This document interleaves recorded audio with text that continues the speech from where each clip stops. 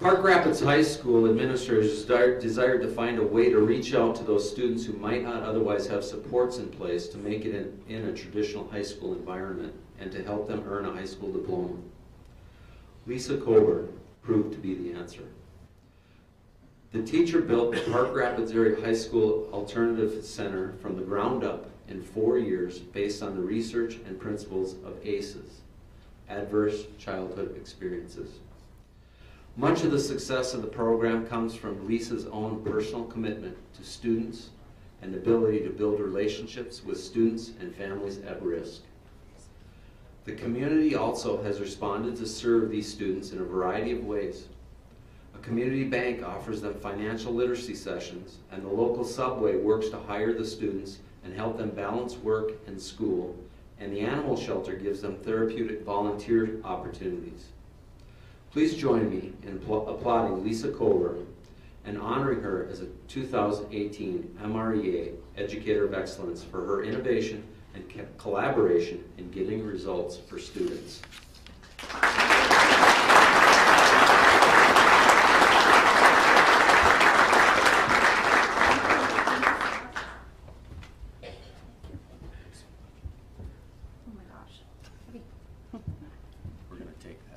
Okay, perfect. There's that. Thank you. Can I move that? Wow, thank you. This is really a great honor. I'd like to thank the MREA.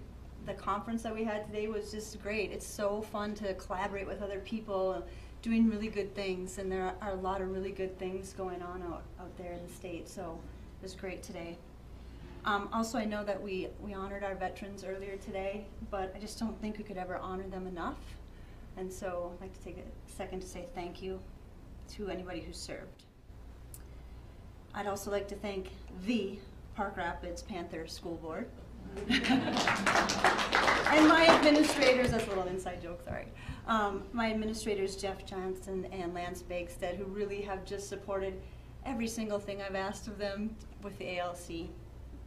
Also, my colleagues at the ALC, Terry Schroeder, Kay Dent, Cammie Brand, Brent Vandal, Tom Coburn, Tom Griffin.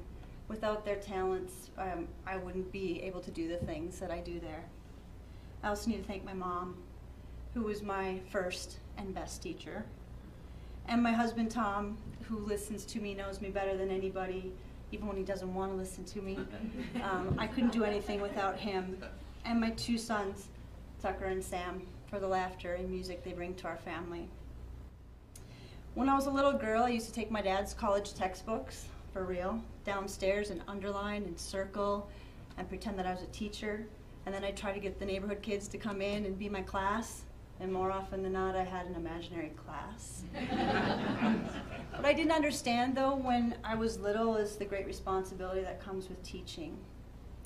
I didn't know that as a teacher, one of my students was going to come up to me one day and say, "I'm sorry, Mrs. Coburn, I couldn't stay awake in your class because my mom and dad were out last night and I had to sit on the porch with a shotgun to protect my baby brother and sister."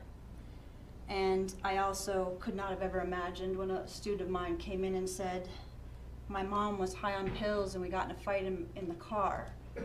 And I tried to get out of the car. My coat got stuck in the door and she dragged me." And I certainly was not prepared when a student of mine came up with tears in his eyes and said, "I just want to be a teenager. I want to do what other teenagers do, and I can't because my mom is sick and I don't know if she's going to be okay from day to day."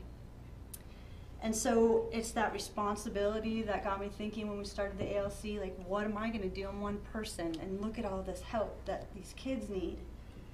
And so I enlisted the help of my community, and they stepped up in huge ways.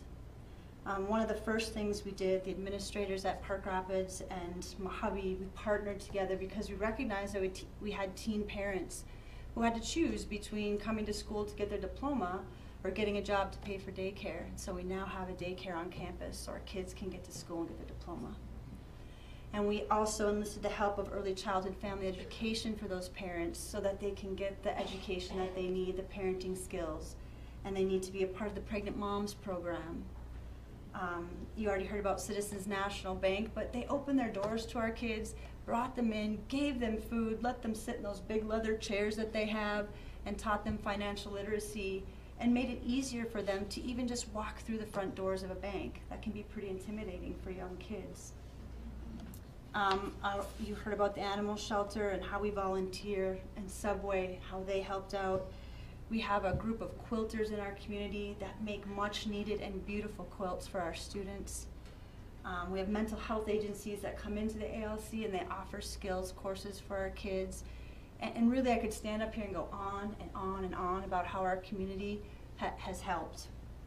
And that's what needs to happen. Our communities need to step in and help our kids, because they can't learn math and social studies if they're sitting on a porch with a shotgun all night. We have to start changing our kids' stories. So the girl I told you about who got dragged by her mom in the car came to ALC last week, and outside of my office we have this list of the graduates, and she said, I'm going to be on that list this year. And she will. She's changing her story. And that's what I hope for all our kids, that we can change their stories. And maybe they can just be as simple and as happy as a little girl sitting with her dad's textbook, underlining and circling and dreaming of one day being a teacher. Thank you so much. It's a great honor.